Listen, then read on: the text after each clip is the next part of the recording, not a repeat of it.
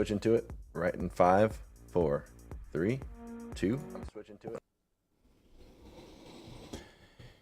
Hey everybody, welcome into Redacted on this Monday. I'm Clayton Morris. I'm Natalie Morris. And on this show, we cover the stories the mainstream media largely ignores. We got a very busy show for you on this Monday. We're going to be looking at the reason that we could be in for war for another 10 years in Ukraine. That's right. Vladimir Zelensky, the president of Ukraine, with his private meeting with President Biden discussing we're going to put a whole package together that's going to last 10 years. This could be our last opportunity for peace right before this is implemented. We're going to dive into all the details on it. Colonel McGregor believes that this is really like a major step towards escalation with NATO, and this could really push Vladimir Putin towards a full-scale attack on NATO forces. So we're going to look at that tonight. Plus, we're going to look at who is looking into your bank account, not just Justin Trudeau, but we have a guest today who's going to talk about that. Plus, guess what? The boobs are back because the National Health Service says we're not going to use terms like chest feeding anymore. We're going to call it what it is, breastfeeding. They also broke down a whole bunch of nonsensical gender neutral terms. I am excited about it, but I think that this is showing us that this is the end of an era that history will not look back on well. So we're going to talk all about boobs today. Clayton's very focused on the boobs. I've been thinking about it all day. In fact, our whole team has been ready for this all day. You want to talk about lactation and breastfeeding? Boobs are back. Boobs are, yeah. I mean, I think we should celebrate that. I'm a champion of that. So boobs are for girls. Yes. Again. They're for girls. They're for women again. Imagine that. They were gone. We get our boobies back, girls. We're going to talk all about it. So sit down. We're going to have some girl talk. But guys, we might want to stay for this. That's right. We got a busy show for you on this Monday. Let us know where you're joining us from around the world. I saw someone say Colorado in there. Debate. Here's an interesting debate. Is it Colorado, which is how I say it, or is it Colorado, which is there's like been memes around online about this. Yes. My mom is from Colorado. She's from We have hot Wheat Ridge. debates in our family about how to pronounce this word, and I'm watching debates online from locals. Let us know what you think. It's pretty funny. I'm in the Rado. I'm in the Rado camp. Rado. We have an Oregon around here. Oregon? Rather than Oregon. Oregon. Yeah, Oregon, origami. Anyway, we've got a busy show for you. Hey, we have a daily newsletter. We should tell you about our newsletter. We don't do it enough because we kind of stopped telling you a little bit about it. We should tell you more about it because it's the best newsletter in the world. You get it delivered to your inbox first thing in the morning, covering the stories that you might have missed while you were sleeping. We're going to cover stories you're not going to see on Fox News or CNN. Although we might cover them, we're going to cut through the propaganda and the smoke that is usually heaved on you by the corporate media. So you can read it in about 5 or 10 minutes over your cup of coffee. Just go to redacted.inc. It's a great way to stay connected with us also because, big tech censorship, they love to censor our show. This is a way for us to send you an email and say, hey, they blocked us. They banned us. Come on over here. So redacted.inc, you'll receive a welcome email, and then you just need to click confirm, and then that email will be in your inbox first thing tomorrow morning, published around 7:30 in the morning. So, yeah, there's our newsletter. Go start your day with it if you'd be so kind. So how many people, what's the Colorado versus Colorado commentary here? Anything? Rado? No, mostly they're telling us where they're from, and I'm happy to see people from West Virginia. Zamunda. Thank you, Romania. Your Royal Highness. Romania is there. Nice to see Vale. Is it Vali? Vali from Romania. Good to see you guys. And we're streaming live on Rumble. We're streaming live on YouTube and X. So thank you guys, wherever you guys subscribe. All right. Well, this could be our last chance for peace, or we could be facing 10 more years of war, 10 more years of the United States funding this pointless war right now in Ukraine. That's exactly what's about to happen. In fact, and by the way, we predicted this last year on Redacted. I think, I had a back and forth discussion with a military analyst, and I said, are we heading for another endless war? Are we heading for another Afghanistan? To which that person said, I don't believe that's the case. I think it may be, a year or two. But now it looks like we could be heading for another Afghanistan.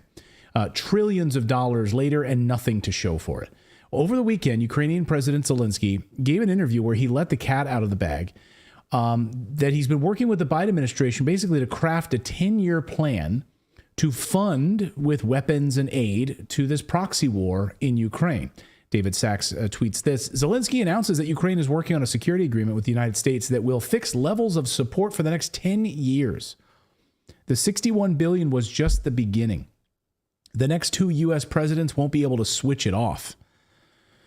Now, it does read, if you watch his Telegram channel where he announces this, it's all in Ukrainian, so we opted to just show you the quote rather than play you the video. But it does seem like he was not supposed to say this. Like, hey, I can't really say.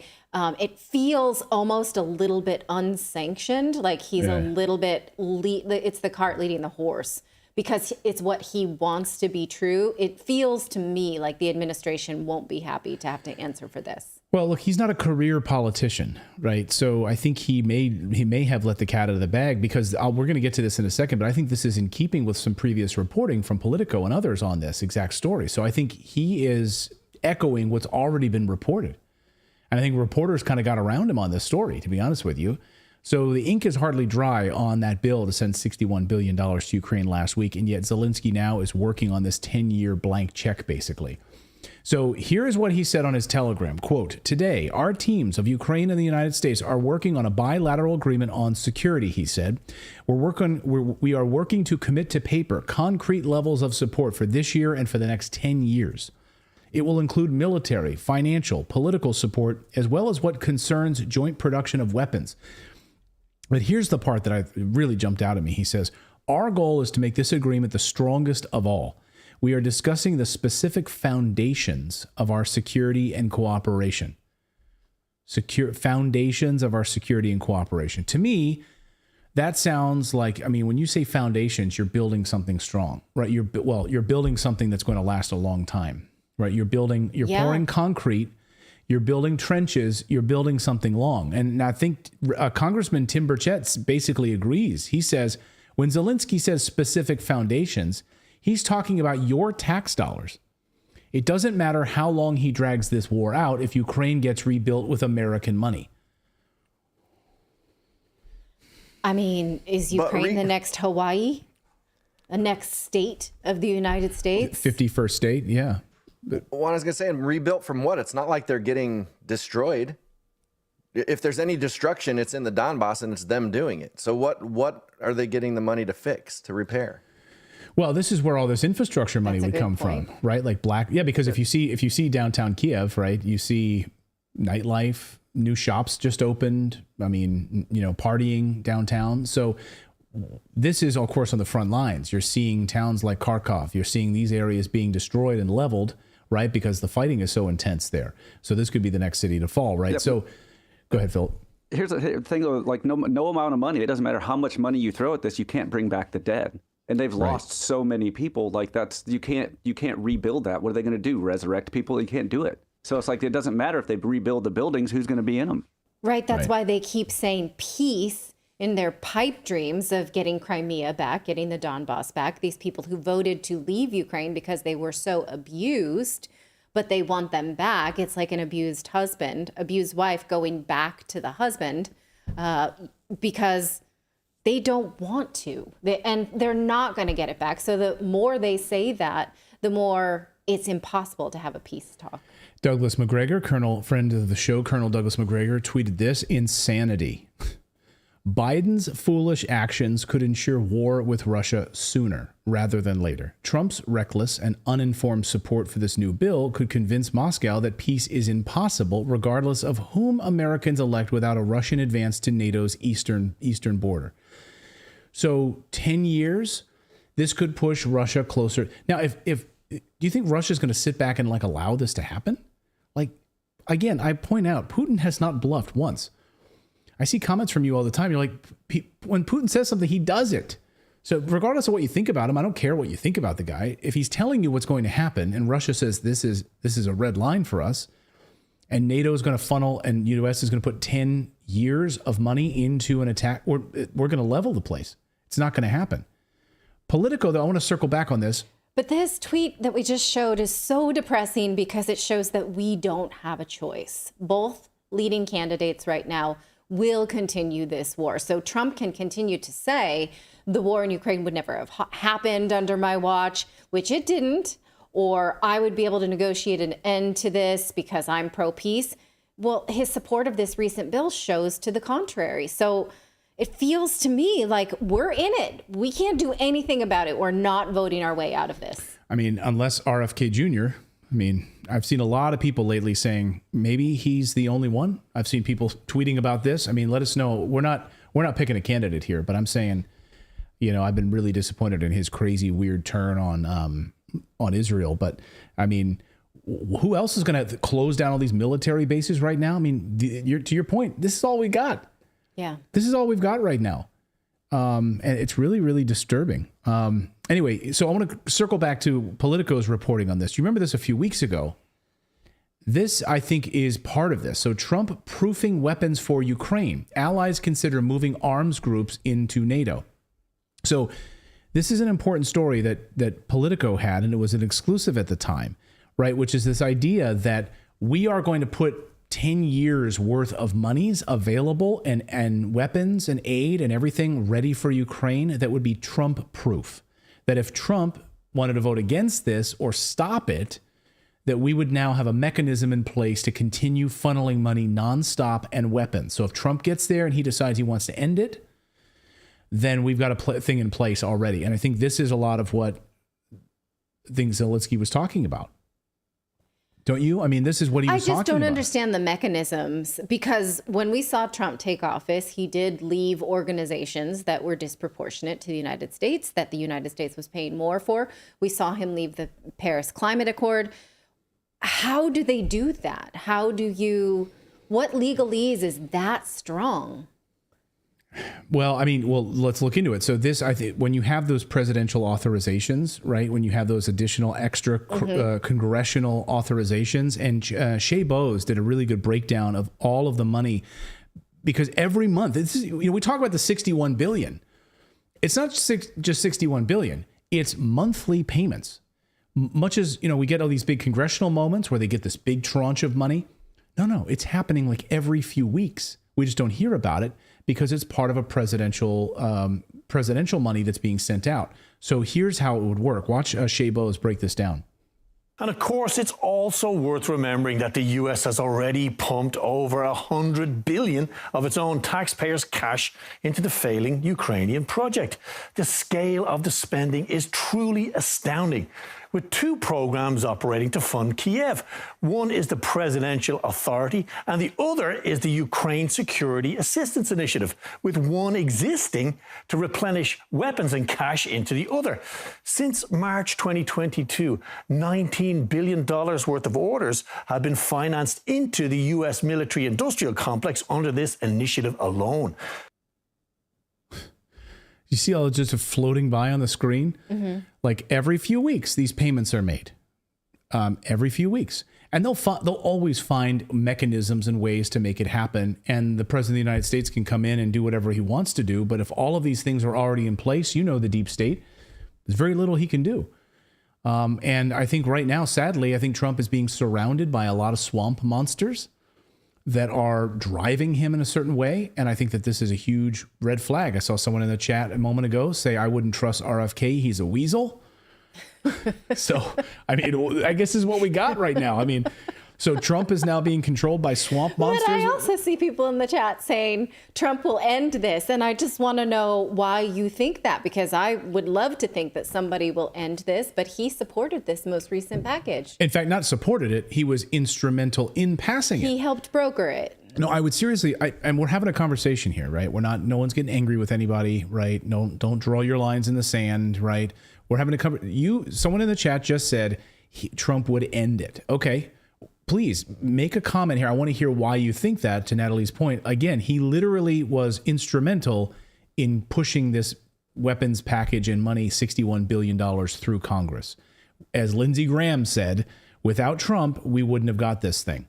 So again, how is he going to end it? Is this just like he was doing this right now, sleight of hand, and then when he gets in there in November to get the party support, to keep the party support? I don't know. I mean, okay, something's going on here, but I feel like we're all being played right now. Because really that is playing to politicians. It's not playing to the American people. The American people do not support continued support of war in Ukraine or Israel.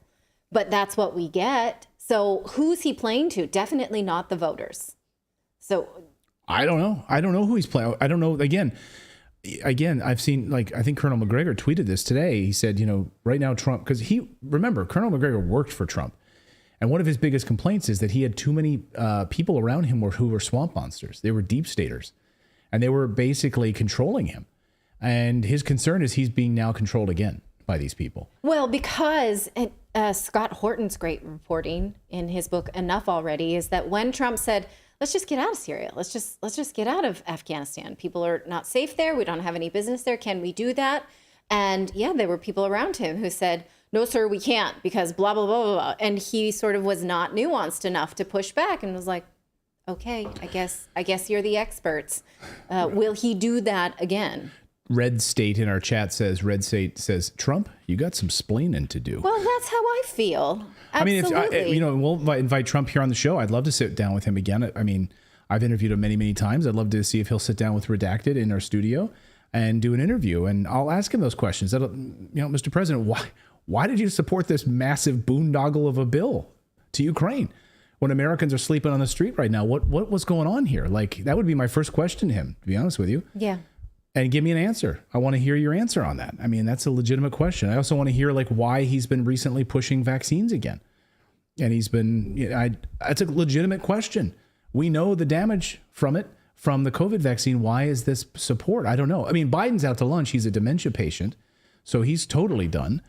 And then RFK Jr. Well, whether he is or isn't, which he is. Right, he's a weekend at Bernie's. Yeah, he's a fruit cocktail. But we know what we're getting with his administration is more war, more biopharmaceutical complex, more censorship industrial complex, more removal of your liberties. All of those things come with Biden, right? Whatever. More penises on women. Yeah, all of those things. At least we know because we've been in it. We've been in this post-apocalyptic hell for 4 years. Yeah. Yeah. Yeah. All right. Let me get back to it. But we have this. So we have this on top of all of this, right? So we just, the money, the 10 years. We also have this stunning new report out from a liberal website, the Daily Beast. Okay. This is the Daily Beast. Totally liberal as they get. I think Chelsea Clinton's still on the board of the freaking website. Says Ukrainians don't even want this money. They don't even want this aid. Frontline Ukrainians fear new aid from U.S. will be a disaster. It's an interesting, eye-opening piece. I encourage you to read it because it's interviews with a number of frontline Ukrainians. And I'll just kind of read a part of it here. Signing into law a White House ceremony on Wednesday, Biden promised the arms shipment would begin immediately and hailed what he called a good day for world peace. The reaction here, meaning in Ukraine, near the front lines of the war, felt very different.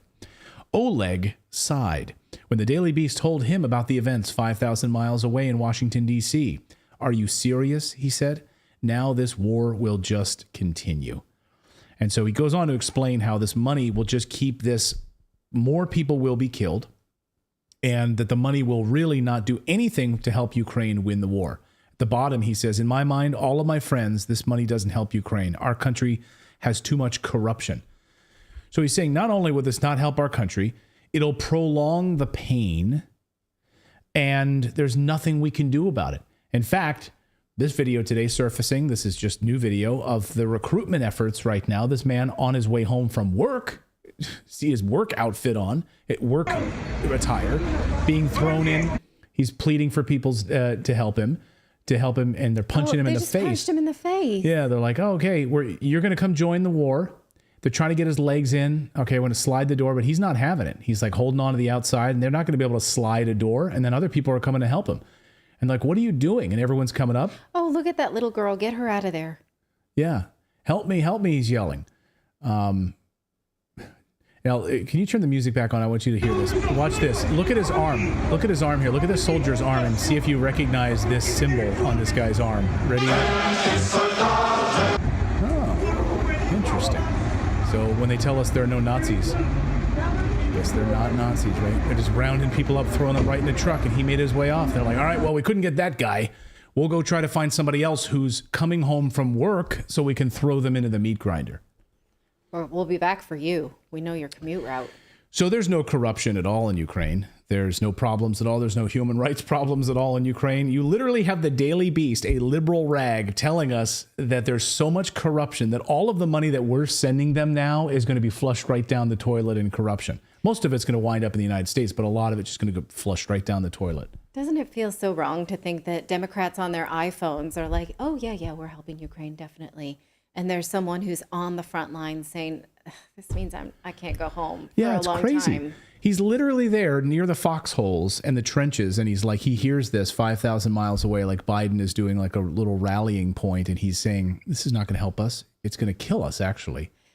My kids and I, we watched the Hunger Games, the last one, again this weekend. And I do believe that whenever you're feeling down about the state of the world, refer to the Hunger Games. They warned us. If you are one of those who are on your iPhone and just like, oh, great, more money for Ukraine, they're winning, and ignoring the plight of these actual people, you live in the Capitol. You're one of the bad guys. You are disconnected from the state of the world. You need to get off your phone and read a book, because people will die just because you only take a surface look at information and news headlines, and it's awful.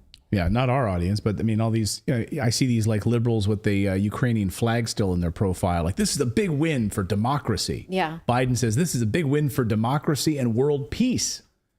What an idiot. So anyway, I want to highlight this before we go here on this story, which is the U.S. State Department. Now, the U.S. State Department every year comes out with their country reports on human rights practices. Now, we've highlighted this over the past few years. Before the war broke out in 2022, the U.S. State Department listed Ukraine as one of the most corrupt countries in the world. The human rights abuses were enormous.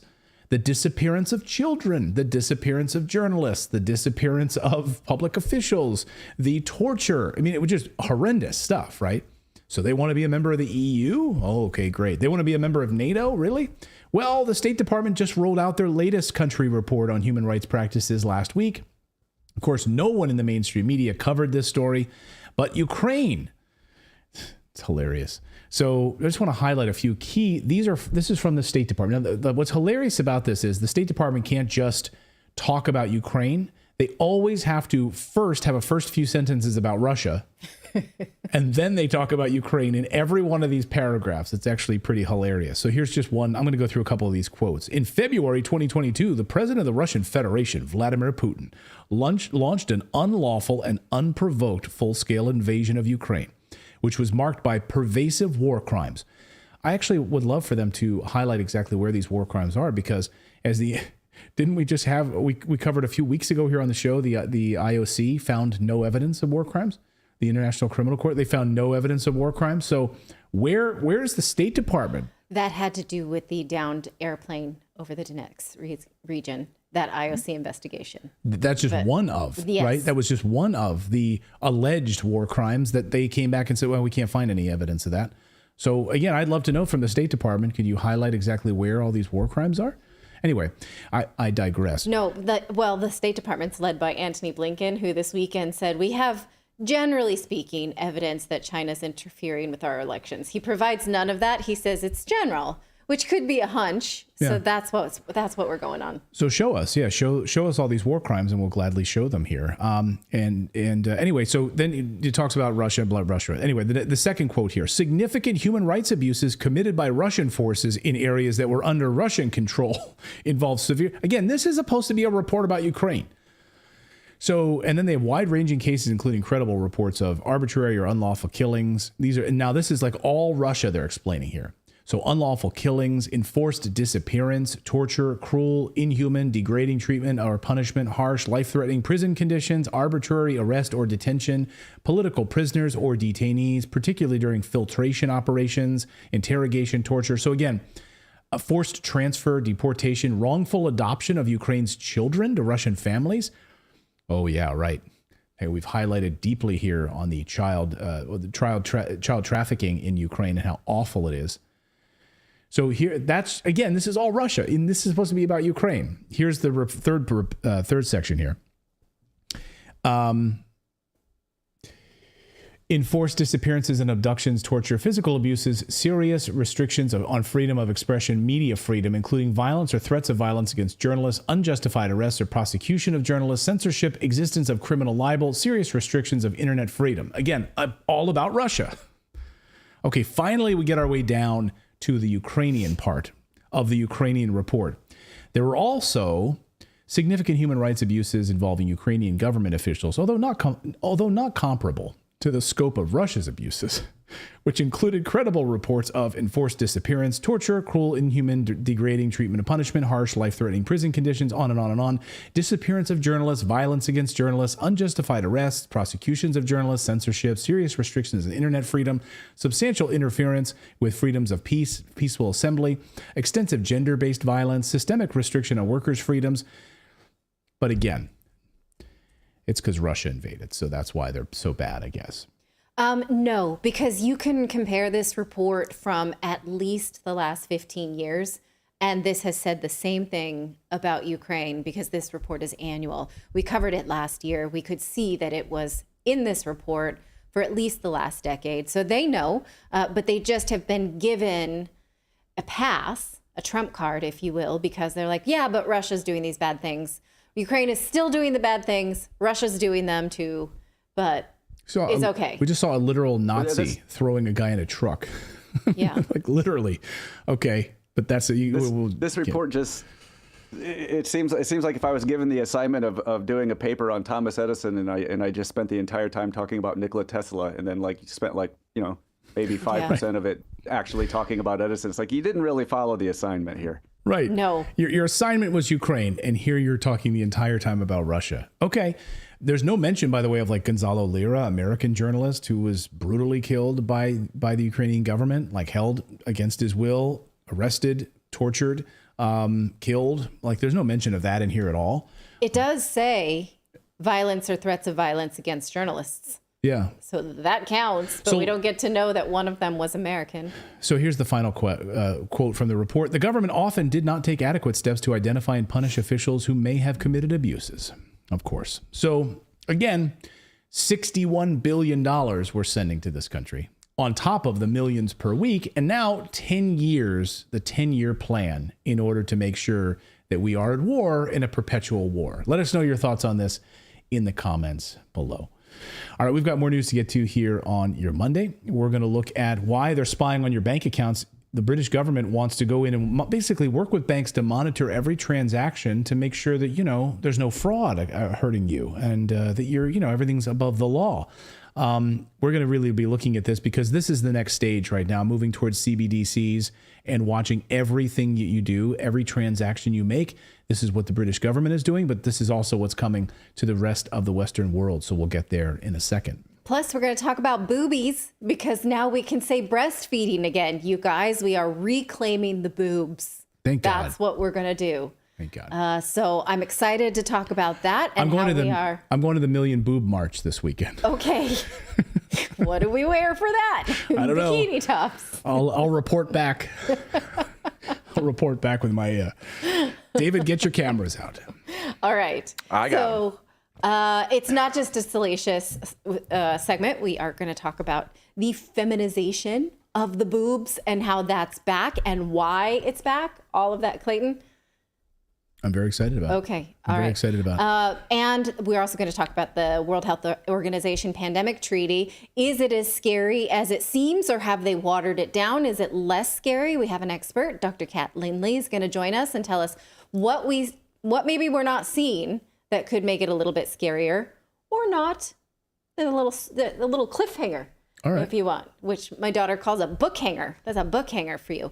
Okay, but first we want to tell you about our friends over at Shopify, because if you want to sell something, start commerce online, but you're not exactly sure where to start, well, you should go to shopify.com/redacted because they have everything you need to grow your business, launch your online store, present yourself to the world. In fact, the Redacted store runs on Shopify and it's super easy. We were able to put up the things that we think that you might be interested in buying in order to represent Redacted.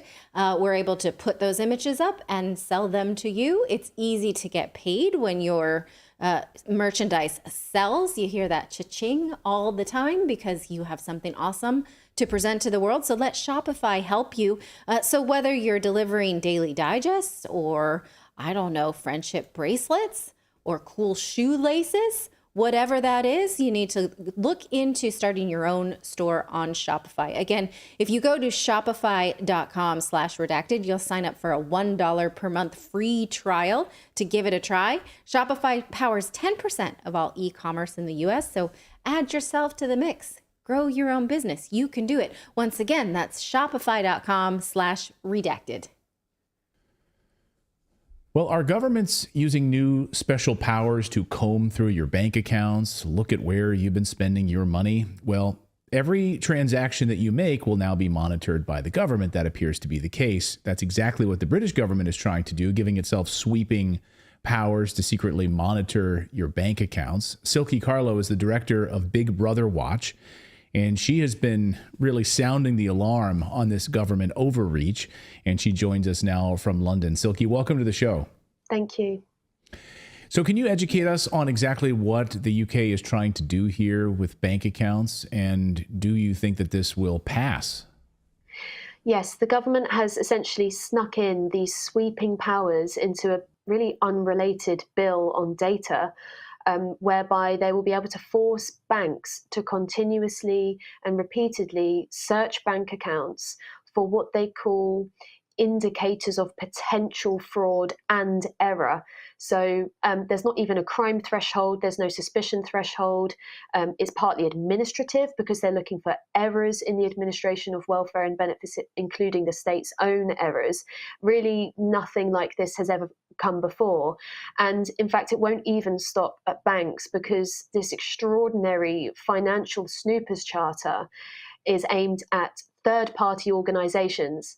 So initially it's going to be banks and building societies, but the people that I've spoken to in the government in formal meetings have said that they're interested in extending this to places like online marketplaces, eBay, and so on.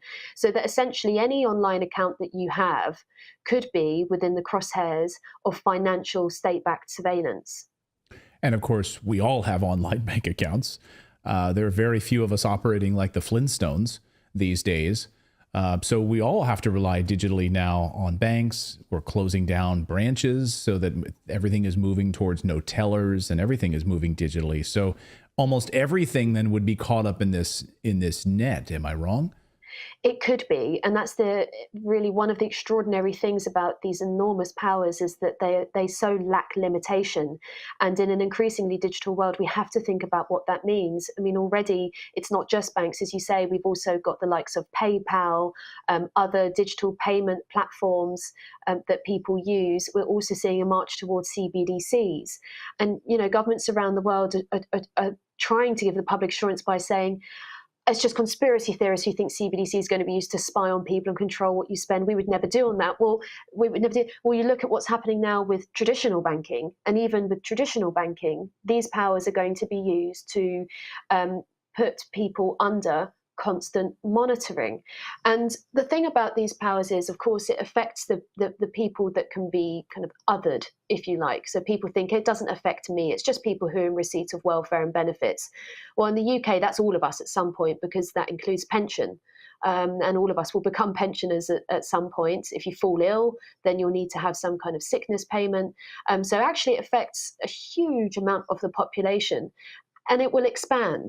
Of course, once you have the government inside people's bank accounts, having this kind of backdoor ability to look at what people are spending, I think it's a matter of time before that extends to tax collection and other kind of automated policy enforcement. And that also mirrors, I have to say, what we see in some of the conversation about CBDCs around the world, that governments are already looking at how you can automate welfare and welfare payments and tax collection. The whole idea, of course, they're spinning this is it's more convenient for you, right? CBDCs, all of this, it's about convenience to improve your life. But of course, really, it's about control and it's about surveillance. The UK, of course, already has a massive surveillance program. I don't think you could walk down any corner in London and not be videoed and photographed in some capacity. So this is just an extension of that. And you pointed out something really interesting I wanted to go back to, which is the idea of where this threshold is, this fraud threshold or whatever it is they're going to be monitoring. So it sounds kind of nebulous, like there's really no specificity to exactly what would be flagged. And they would say, this guy's a terrorist. We need to watch this guy. You're absolutely right that Britain is already a surveillance society, quite unlike, even far beyond other countries around the world. And now we've got this leap into financial surveillance. And I should add as well, as you'll know, in Europe, there are strict cash spending controls now as well. Yes. Like you're not supposed to do cash transactions in many European countries over 500 euros, which is about $750 or something. They're really quite tight controls.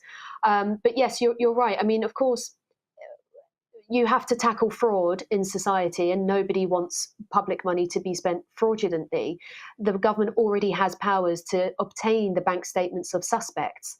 And in fact, when you're doing a welfare application, you have to give a huge amount of information, IDs, bank statements, pay slips, a huge amount of information. And that can be then requested again on demand. This is different. This is specifically without suspicion. The government says we're introducing these powers to look at people where there is no suspicion. That should be where the alarm bell is ringing for everybody, because what underpins a free society is the presumption of innocence. And when you lose that, we become a world of suspects where all of our data has to be looked at all the time, just in case we do something wrong. That is not a free world, but that's the world that's being built around us.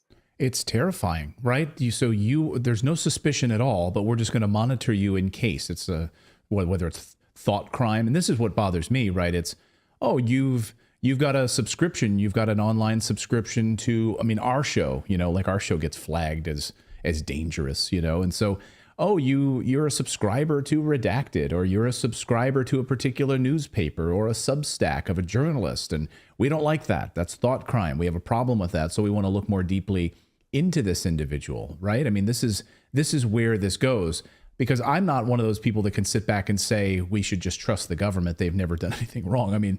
They have a long track record of doing these things.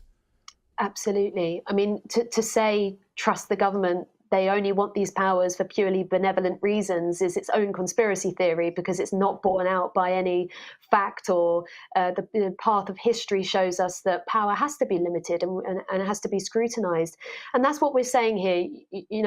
We cannot hand over mass, suspicionless bank, building society, endless financial surveillance powers to a government and still call ourselves a free country. You're absolutely right that there is a risk for these powers to be politicized.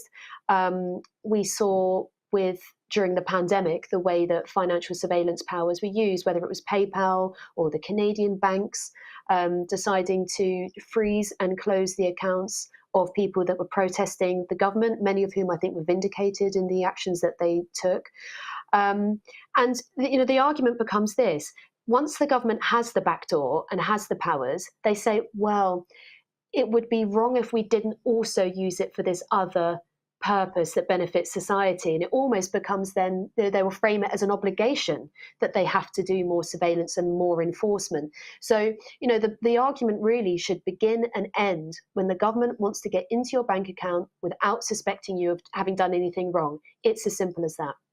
One thing I'm confused about, though, Silky, is the idea that, these credit card companies and these other banks, these institutions, they have massive amounts of already fraud detection in place. So what you're telling me now, the UK government is saying, we think that is substandard. These individual businesses, Wells Fargo, Chase, I don't know the British banks. The ones we have are bad enough, but that they don't have mechanisms in place to monitor fraud. If there's a transaction that gets flagged, someone's using a weird VPN and they're buying a subscription to something they shouldn't be. We know credit cards get shut down all the time. You need to call your bank to verify a transaction, but the government can do a better job of this? That's absolutely right. Well, the government is going to be deputizing the banks to do this extra surveillance for them. But you're right that already happens on a massive scale. And part of that's because of the landslide for civil liberties that we've had post 9/11. There are all kinds of anti-money laundering and counter-terror financing laws that already mean there's an enormous amount of surveillance and signals monitoring in banks.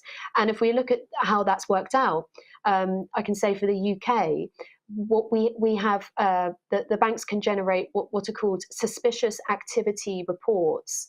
And that's supposed to signal anything that looks unusual in the way that you described that goes on with someone's bank accounts. But the problem is the vast majority of them are just noise and they're not picking up on anything whatsoever. And this is the nature of mass surveillance, that even if you have a system that is 99% accurate, which no algorithmic surveillance system is, when you're searching through tens of millions of people, then you're going to have thousands of false positives of people that you'll wrongly accuse and wrongly suspect of being criminals.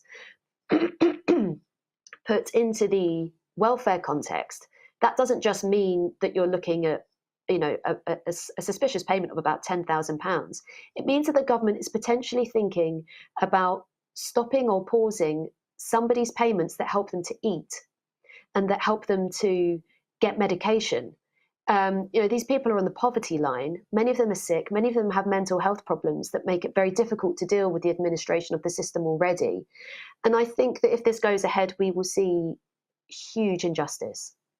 Yeah, and as you pointed out, we're already seeing this, whether it's the trucker convoy in Canada. We've had journalists here on our show that we featured, excellent journalists, some of the finest independent journalists in the world who have had their Venmo accounts shut down, their PayPal accounts shut down, so they couldn't even travel, they couldn't pay their rent. I mean, this is how they come after you. Silky, how can people join up with this cause? And if you're, in the UK specifically, but can you tell us about your website and how people can take action and demand that this doesn't happen? Yes, absolutely. We're Big Brother Watch. We're bigbrotherwatch.org.uk, and we're on Twitter and Facebook. And then we have a specific campaign site for this, which is stopbankspying.com. And also, it'd be interesting to connect with people around the world that are looking at CBDCs. As I said, we've got this proposal for a CBDC in the UK, which the government wants to launch as early as next year. And our campaign site for that is nospycoin.co.uk. Love it. Well, thank you guys. Thank you very much for being on the front lines of this and educating us about this. Silky, great to have you here on the show for the first time. We appreciate it. Thank you so much. So when she said Big Brother Watch campaigns and she stumbled a little on camps, I thought she said they had Big Brother Watch camps. And I was like, yes, I'm going to that camp, like the kids' summer camp. There's an idea. Silky, I hope maybe that you could do that. Silky is like have a camp, like kids go. No, for me. Like, for you, yeah. just you. For I mean, you I would also send my kids. Just Natalie. No, I mean for adults, like a summer camp for adults where we just talk about like what Big Brother is doing and how we can afford it. It'd be like a big meeting. We'd be like, "Hi, I'm Natalie. I'm around the campfire," and be like, "Yeah, did you get off fluoride too?" That kind of stuff. Yeah, exactly. All right, when did you wake up? Yeah, well, tell us your story about when you awakened.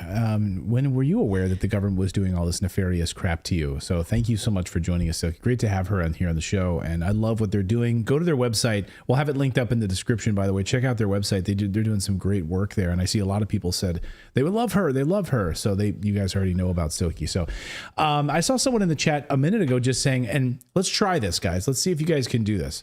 Someone in the chat just says that they tried to share our show. You know how you can click on the share button? And they tried to share it on Facebook, and Facebook won't allow you to share our show. They won't allow you to share Redacted on Facebook. Hey, Mark Zuckerberg, you piece of garbage. Anyway, see if you can share us on these different platforms. Try it on X. Just click the share button and just share it with, maybe email it to a friend or post it on, see if you can post it on Facebook. Or post it on X, see if they allow the sharing thing. But see if Facebook is blocking us from being shared. Let me see. Yeah, just let us know in the comments below. Well, they're definitely not going to let us organize a camp if that's the case. Yeah, if Zuckerberg's blocking us over there, so they won't even let us share it. All right, we got more news to get to here on your Monday. We're going to talk about boobs. And yes, they are back. For a while, you really couldn't talk about them. They were something that the left didn't want you to even acknowledge existed on women. But guess what? there's a major victory we want to tell you about, and we're going to rally around feminism. We're going to rally around what? Not feminism, female body. Yes. The female body. We are going to do that. We're going to rally around that. Well, the feminist mantra is the personal is political, and the body has become political in a way that has stripped rights from women. Right. And we're taking them back, girls. So get your bra or don't. We're going to talk about it. We're going to get to all of that in a second.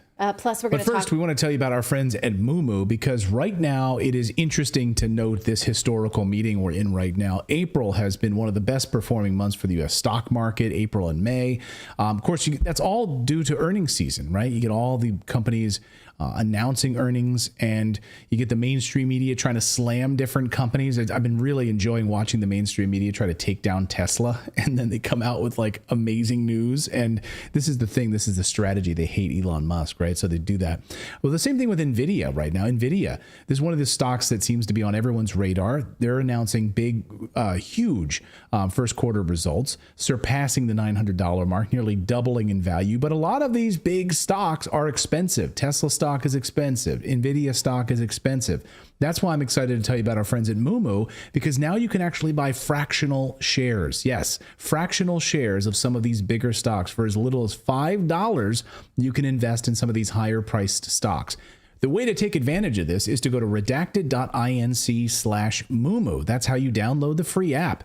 And as an exclusive benefit for United States users who sign up using my link down below, you can receive up to 10 fractional shares upon completing your first deposit of $100. That's 3 more than the standard new user bonus. So you get that NVIDIA included directly for free. You also get Apple, Amazon, Meta. You won't miss out on any of the tech giants' surprise earnings season during this period. The limited time exclusive offer is available only when you sign up via our link, so don't miss out. And Canadian users can trade on Moomoo TSFA, tax-free savings account with fees as low as less than 1 penny per share.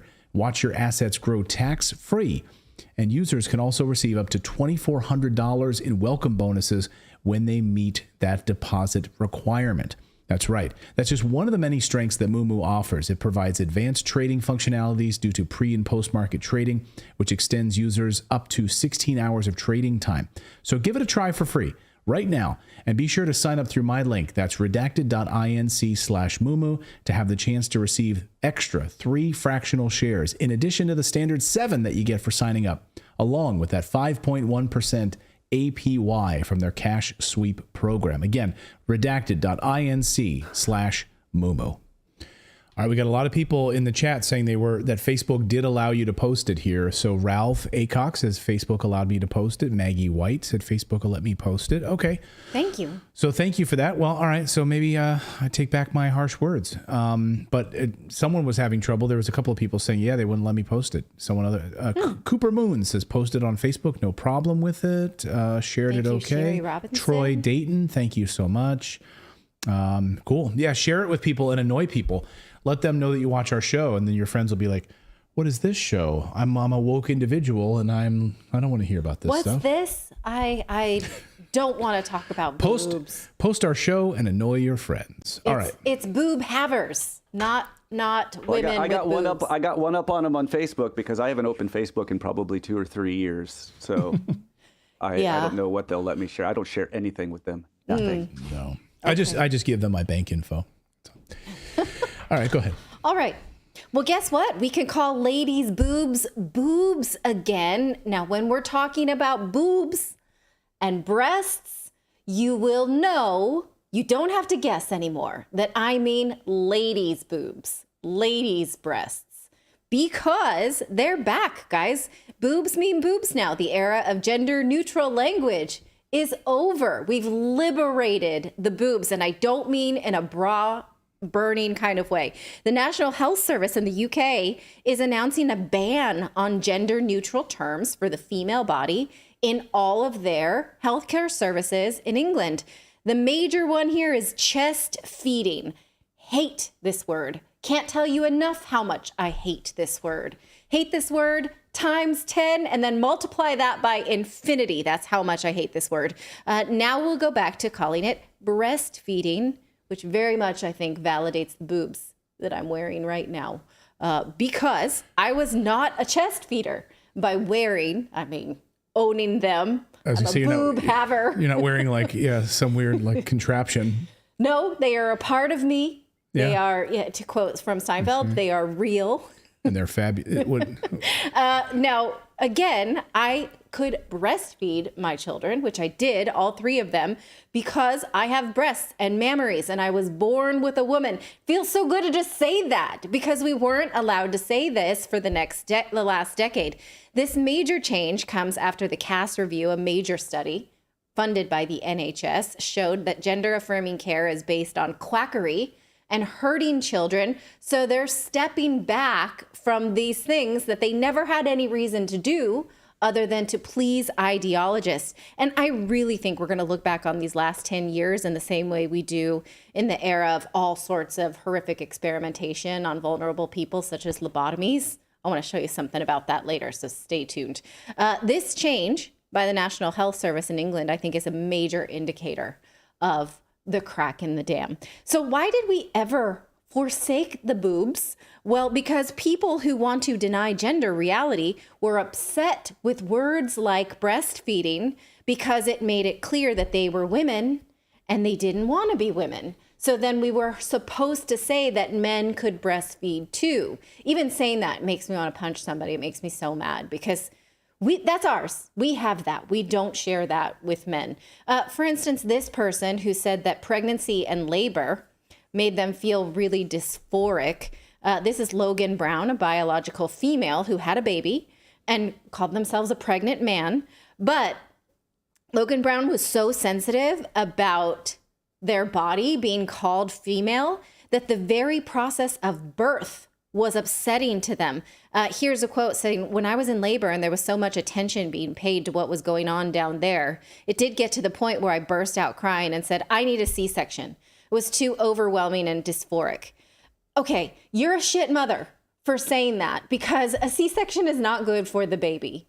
That for all sorts of reasons, women try to avoid it. And when you have to do it, you have to do it. But she didn't have to do it. She didn't want to do it because there was too much focus on her vagina, making her feel too much like a woman because she was in labor. So when you become a parent, it's not about you anymore. And one of the defining characteristics of having a baby is that you surrender your body and how it looks for the sake of the baby. You're not the most important thing here. So Logan Brown, you don't get to tell us moms that we can't claim boobs and birth as part of womanhood. They are our thing. We don't have to share it. The NHS also says that women can specifically request female-only providers, and they cannot be given a trans woman and told that that counts. It doesn't count. Last year, this woman, Teresa Steele, had a surgery canceled because she told the hospital she wanted a female staff only. And then they did just that. They sent her a trans person. And when she said, no, thank you, they chucked her out of the hospital and said, you're not being sensitive to our staff. You got to go. And they canceled her surgery. They did later apologize for this. Now, these are the kind of things that will not be allowed anymore for the NHS. So Teresa Steele can go in and say, I would like female-only providers, and she will get them, which means the NHS has to acknowledge who is a female and who is not. But here are some other things that I hope we see just crumbling with all of this. For instance, men who are not doctors that lecture about periods. Remember this dude in Scotland, hired by the government to be a period dignity spokesperson? I love that, yeah. Even though he lacks the basic qualification of ever having had one. There was backlash, obviously, and this position was revoked. How about this? No more nonsense like this. A women's endometriosis charity appointed this trans person as a CEO. This is Steph Richards. Now, see this quote here? Let's leave this up for a second. In the yellow box with the little star, saying, "Isn't it ridiculous that I've got into my 40s before any medical professional even mentioned endometriosis?" So women found that exceedingly offensive because no doctor would ever tell Steph Richards about the risk of endometriosis, given that they lack a uterus, so therefore cannot get endometriosis. And people who have had that are like, are you making fun of us? Because Steph is never going to get that talk. That's not appropriate for Steph Richards.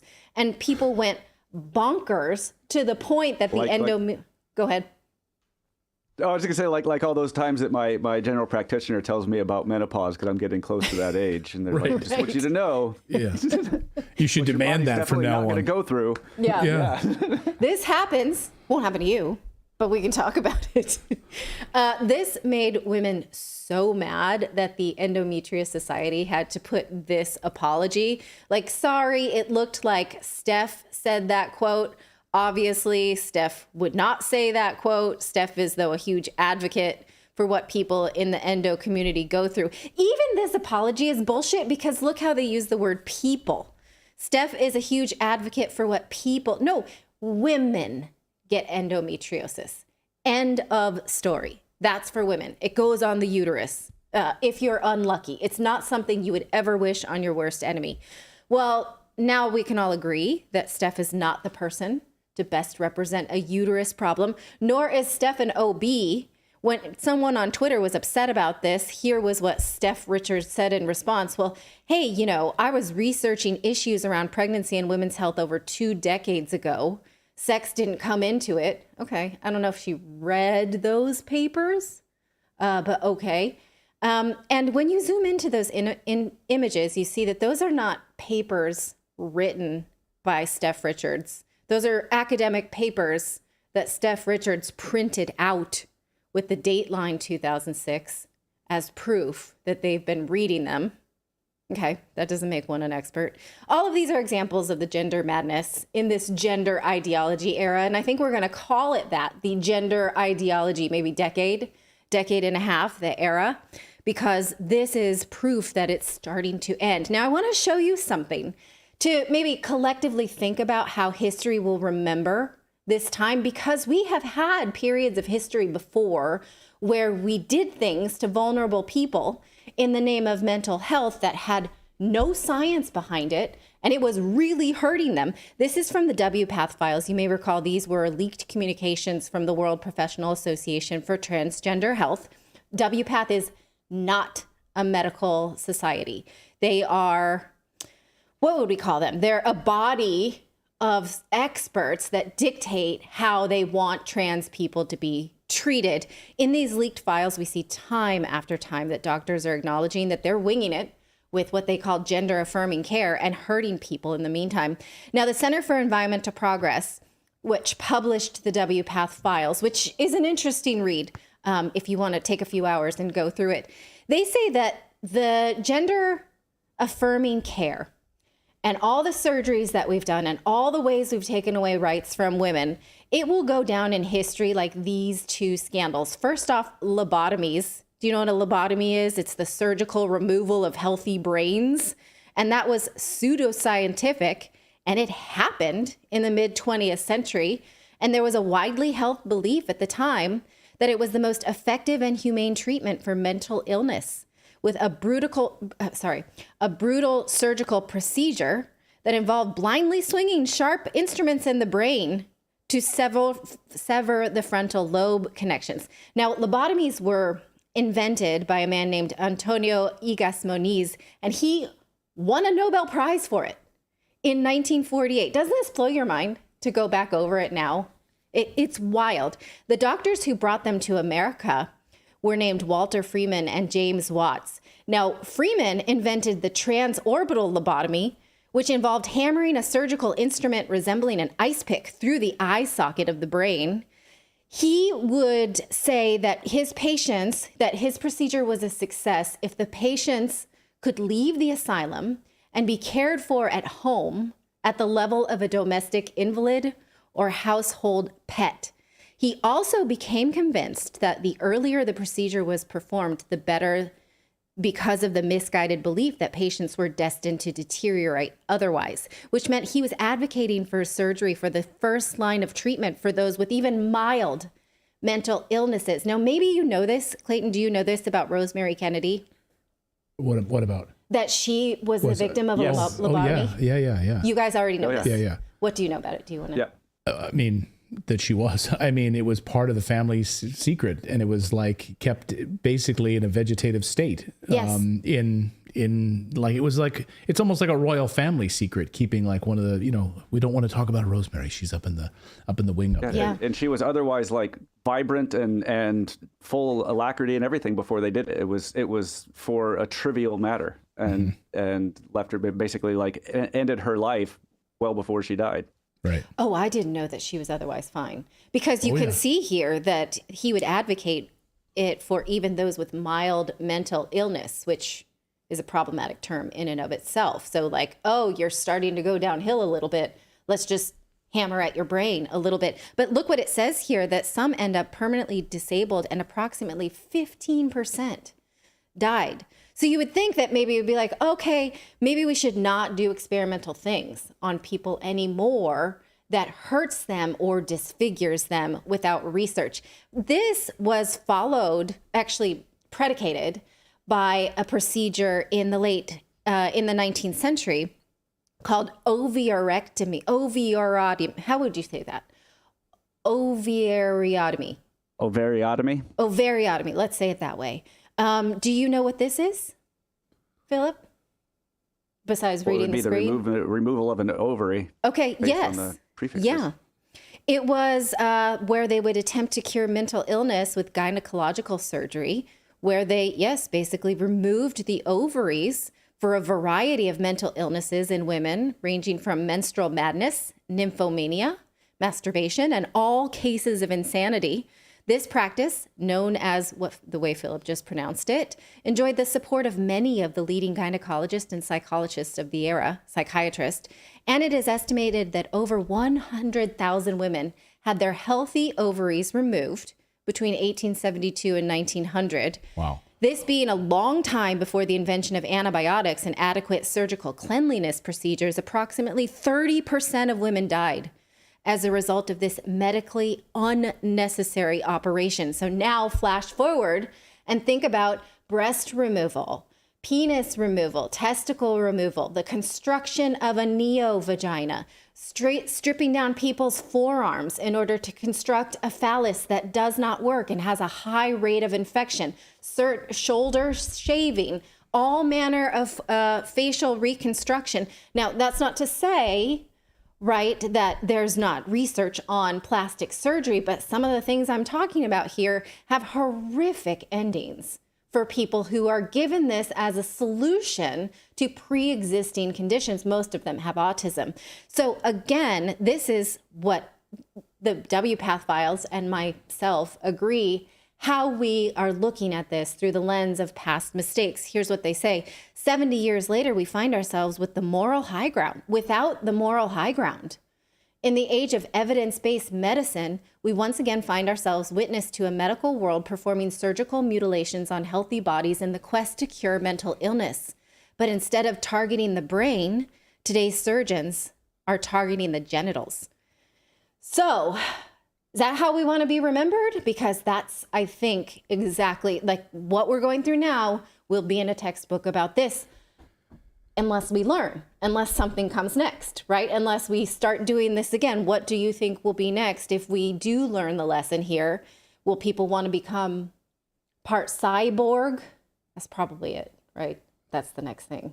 Well, yeah, we're going to have yourself part cyborg. Implanted with something like, what's the thing that the Elon Musk's chip, the Neuralink. Neuralink, yeah. Yeah. But until then, while we're righting wrongs, right now I have a list of other words I do not want to see used around me or in the OB office. Ovary havers, uterus owners, be-penised women. Nope. Women don't have penises. Human milk feeders. I hate that one a lot. And my very least favorite is pregnant people. So let's take all of those, trash those words while we're at it. Let me know what you think. Is this going to go down as a scandal of our decade or not? It's kind of hard because when you got COVID mixed in there, you got COVID and biopharmaceutical complex pushing COVID jabs at the same time. This is all happening. So they're competing right now for each other. Go ahead, Philip. I feel like there was a bit of a bait and switch with this story, though, because I was led to believe we would be talking about boobies, and I was left with a mental image of ice picks and eyeballs. And I know, I was going to say that too. I kind of killed the mood a little bit. I was promised boobs, and I got ice picks to the eyes. Talk about a mood killer. Man.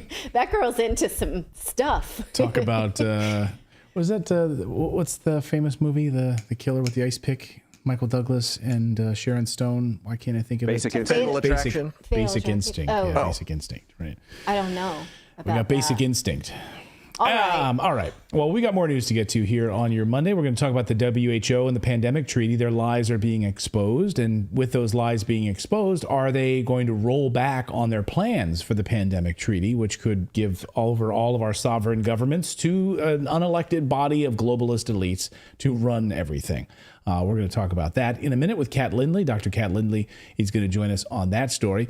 But first, we've got a little bit of breaking news on the gold reserve situation right now, because we're learning that Africa and most Middle Eastern nations right now have started withdrawing their gold reserves from the United States over American concerns about our American economy. In fact, earlier today, we saw Egypt, South Africa, Nigeria, Ghana, Cameroon, Senegal, Algeria, Saudi Arabia have begun withdrawing their national gold reserves from the United States. Why? Over concerns of the U.S. dollar right now and the U.S. dollar dominance. Over the weekend, we saw this major back and forth now seizing assets. The Russian government seizing assets from J.P. Morgan, and the United States government with their Repo Act last week now saying, you know what, we can seize billions of dollars in Russian assets and we're going to send it to the corrupt country of Ukraine. So we're watching some major shifts right now in the U.S. banking industry and the U.S. dollar. And our friends over at Lear Capital can help you get set up in actually buying gold yourself. We are big proponents of owning actual tangible assets, gold, silver, real estate, having cash on hand. These are very, very important times for us to be able to have some of that. Now, gold is really expensive right now. I mean, gold is pricey, hitting all-time highs. So I'm still a believer in investing in gold, not as to watch profit explode. The price targets for gold are about $4,000 an ounce, but that's great. From UBS, Bank of America has $3,000 price target right now. That's fine. I don't buy gold for it to go up in value tremendously. I buy it as a means of preserving what you currently have, because the US dollar, if you've got it, goes down in value and gold holds its value. And the same with silver. But silver is so much cheaper right now compared to gold. So if you got a few $100s in savings or a few thousand, you're thinking about where would I put this so it's safe? Our friends at Lear Capital can help you actually buying silver, buying gold, have it shipped right to your house. You can store it in your gun safe if you want to, or you can have it stored off-site in a 24-hour vaulted and guarded facility. All you need to do is give them a phone call. Call their 800 number. They're great. They're fantastic patriots. They will talk with you on the phone, which is very rare these days for companies to do. They don't have some call center in India, by the way. No, they have Americans who will answer the phone and talk to you. So call them 1-800-613-3557 to get your free gold guide right now. And you can also go to the website if you want to do that, LearRedacted.com. And you download your free gold and silver guide, and you'll get up to $15,000 in bonus medals with a qualified purchase. Again, go to LearRedacted.com or call our 800 number, 1-800-613-3557. Is the WHO trying to grab power and rule the world? Well, last week, the World Health Organization released a new draft of the pandemic treaty that we've all been collectively freaking out about. And it was much less severe, but in my opinion, still undesirable. But let's get a second opinion, because that's what you do in medicine. Dr. Kat Lindley joins us. She is with the Global Health Project, one of the co-founders, who has been warning us about the WHO and this treaty, warning the United States and other nations. So thank you for joining me. Thanks for having me today. Okay, so is this still a scary document? And if so, why? I believe it is. Like you said, there were some changes to the document and the language has been watered down. Some of the things are kind of hidden behind the legalese. So we need to make sure that we understand that. They did cross out the non-binding portion, but you just kind of have to realize that there is still, binding element to it, because the member countries do have to respond to like IMF and central bank and things like that. So there is much more language that still is there. Censorship has been stricken out of Article 44, but now it's in the, what is it called? It's surveillance. That's is in the what they call addendum. it. Yes, it's exactly. It's called surveillance, and it's still there, so it needs to be acknowledged, because the countries are still expected to surveil and make sure that the language is appropriate and approved by the World Health Organization. And then if you look at the treaty itself, the treaty talks about how they don't have to tell us exactly now how they're going to put the One Health agenda forward. They actually have until May of 2026. So you have to think about what we did with Obamacare, right?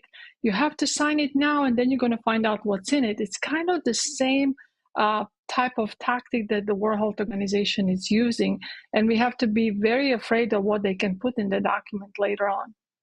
What do you mean by IMF and central bank? So, a lot of this funding and what's happening with the country member states and loans and things like that go through IMF and the central bank. So while the language non-binding is taken out of the the amendments to international health regulations, the member states will still have to comply to make sure that these relations remain intact. Okay. And one of the things that really gave me heartache is that even if you sign it as a nation state and then you decide you want to leave, it seems the language is that you have to wait until 2 years after signing the document, and then you have a full year after that before your withdrawal. So it's worse than a gym membership. So how could they enforce this if, say, a President Trump gets in, withdraws, and says, we're not paying this anymore? Then what? They don't have an army, right? What are they going to do?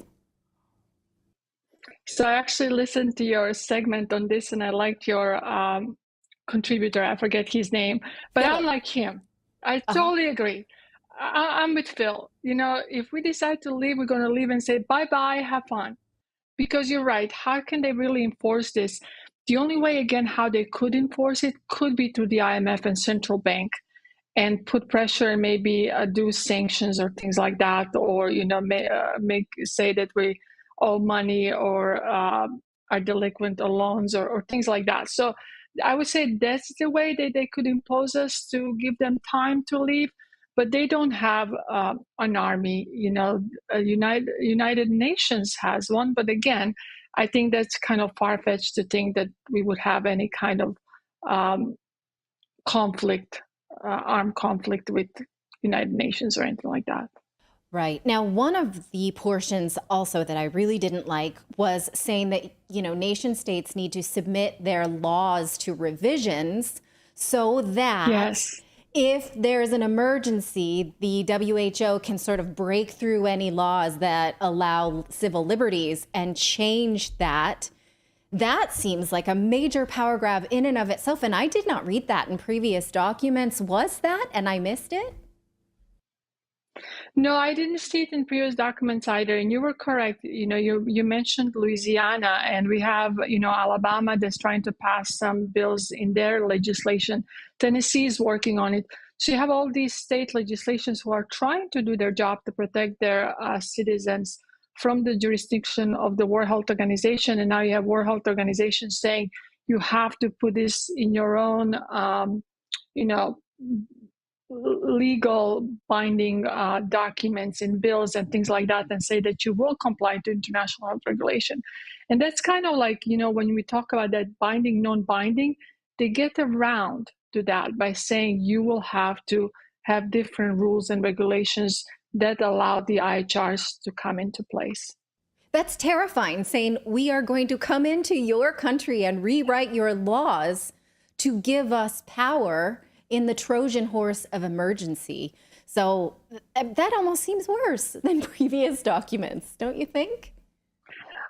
Well, it's interesting. People don't know that One Health is actually already part of the Health and Human Services in the United States. We already have the One Health department. I almost feel that many of these things are kind of plug and play. As soon as these things are passed, these programs are just going to go online. To give you an example, CDC is actually giving grants to different states to start doing the surveillance on pathogens. So it's just a matter of time for these amendments, new regulations, and the treaty to come into place. And many of these things are already being accomplished kind of behind our backs. Yikes. Okay. Also, they say that each nation state needs to submit to WHO trainers who will come in and see if your climate policies are up to snuff and what needs to be changed, if they think anything in your business practices could lead to a pandemic. So one of the things that bothers me, I don't know the most, it all bothers me a lot, so I can't really get, but one of the things that upsets me is that the WHO was not held to account for what they did in Congo. So how do any of us know that we don't get a group of trainers that are bad guys like the ones in Congo? Yeah, we won't have any control over that. And you're correct. It doesn't make any sense to be having this supranational agency and the trainers that are pretty much appointed by the director general come into our country, our states, and tell us how we need to do things. It's really important to realize that not only saying no is what we have to do. We truly have to exit the World Health Organization. World Health Organization is just an arm of United Nations. And many of these policies, we should start looking at United Nations. They have something called the Pact for the Future, and they have Summit of the Future coming in September in New York. Many of these things that are happening through World Health Organization are just a small part of that Pact for the Future. And this huge power grab by United Nations.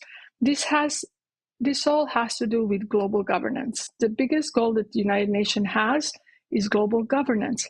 I know you guys are in Europe, and I was just in Europe, but EU is starting with this one Europe. We are all one Europe. It's the same thing is happening in the United Nations. They are starting to say we are all one world, we are all one planet. And many of these things that we're right now fighting with the World Health Organization are just a small part of this big agenda of global governance. Yikes. And so is this treaty then a foregone conclusion under President Biden, since the vote is going to happen under his power? And is there anything we can do to stop it as American citizens? Well, I do feel that there is good news. And the good news is the fact that they have to keep on revising this treaty and the amendments to international health regulation, because people like you and me and others have raised the alarm in all of our countries. And we are kind of putting our legislators on notice and saying, we know what you're doing. We don't want it. Get rid of it. Now, the pandemic treaty, but it has potential to pass. But the problem is this new draft is so vague. There are many things they don't have to decide right now. Some of them they can decide a year from now, some of them 2 years from now. And I'm hoping that maybe not our representatives, but the other country representatives are going to call kind of bullshit on it. Yeah. And say, we're not having it, right? Right. The problem with our representation is many of these amendments are coming from our own representation. Some of them have been given to other countries and say, hey, you submitted, but we're kind of written it. And if you look at the Constitution of United Nations, the article, I believe, is 55. It says that the IHR amendments have to be submitted 4 months before the assembly. Everyone has to see them. They have to know what's in them and then vote on them. We are April 29th now? Mm-hmm. And we just had a new draft. They're meeting again to make some changes. So they're going to vote on something that in their own constitution they shouldn't be doing. If we had a representation that I believed in, then I would say our representatives would go in and say, we're not doing it. You guys didn't submit this. Exactly. But we don't. We have representatives that pretty much have given these amendments to the World Health Organization and put most of them in. So my fear is that we will not be represented in a legal and ethical manner, and that our administration will push for this to pass. My hope is in countries like Croatia, which is my home country, in Italy, in We've seen Estonia, some of these countries. Estonia, New Zealand. Yes, exactly. Australia, Japan. I think hopefully, yes. Hopefully these countries are going to be the ones that will put brakes on this, because we do not need this. They want to keep us in this perpetual state of pandemic. Pandemics don't happen as much as they want us to happen, but they want them because they want, 100-day vaccines. They want no liability on these new products. They want Director General to pretty much call for an emergency and then dictate what type of treatments we have, diagnostics. They want vaccine passports. They don't call them passports anymore. They call them like travel documents. But they want all this because they want to control the way of life on Earth. And we have to just say no. Yeah. Keep on saying no. Right. Get loud. Tell your representatives you don't want this. Okay. Well, thank you so much for your insight. You should follow Dr. Kat Lindley at KL Veritas. She really is on top of all of this news, as well as her project, the Global Health Project, because they're fighting back on behalf of all of us. So thank you again for coming on Redacted. Thanks for having me. That's going to do it for us on Redacted tonight. We will be back tomorrow. It's a busy news week. We appreciate you being here with us. Hey, if you would like to show other people that you love Redacted, you can always visit the Redacted store at redactedstore.com. You can find hoodies and posters and stickers and mugs and things to show everyone else that you are for independent media. You are an independent thinker, and you are our friends. If you put on that sweatshirt, you're my friend, whether you like it or not. So be my friend if you want. You don't have to signal that with a sweatshirt. We can be friends anyway. But if you want a matchy, we can have matching day. Let me know and tag us on any photos that you post online. We love seeing that. So you can check it all out at redactedstore.com, because we're besties. Thank you again. We'll see you tomorrow, besties. Same time, same place.